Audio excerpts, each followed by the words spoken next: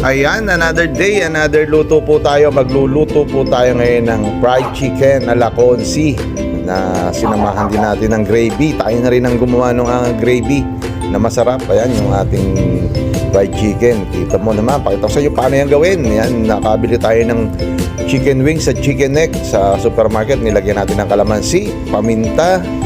Inugasan mo natin syempre yung chicken. Ayan, yung ating garlic powder, seasoning, konting magic sarap, yung asin, at konting patis nilagyan din natin. Ayan, yung ating timpla ng ating fried chicken na Laconsi. Nilagyan syempre natin ng itlog. Pwedeng hindi, pwedeng lagyan. Ayan, no. 3 itlog yung ating nilagay sa mahigit 1 kilong chicken. At ayan, hinalo po natin.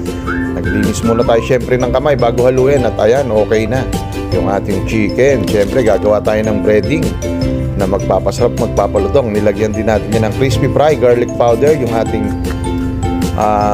harina, hinalo rin natin at nilagyan din natin yan ng baking powder. Ayan, nilagay na natin yung chicken na minarinate natin at ayan, nagsalang na tayo ng kawali sa kalan at nilagyan natin ng mantika. Kapag mainit ng mantika, ilagay na natin yung ating manok, yung chicken.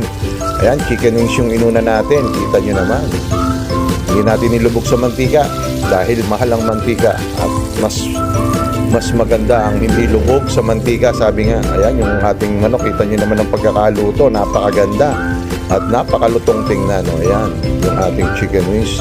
Yan yung first batch na niluto natin at yung ating second batch, ayan, naluto na rin. Hindi ko na pinakita, ganun din naman ang proseso.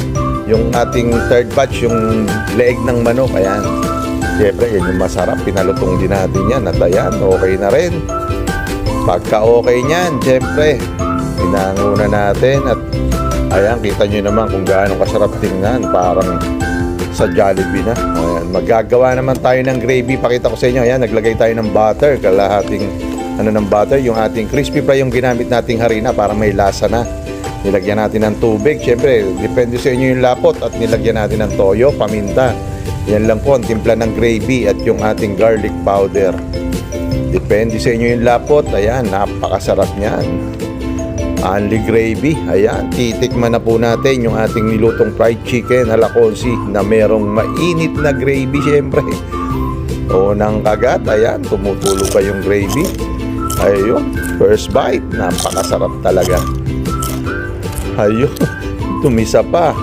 Napakasarap ng fried chicken na Laconsi. Gawin nyo na po. Ayan, yung ating chicken wings naman, syempre titikman din natin na lalagyan din natin syempre ng mainit na gravy. Ayan, oh.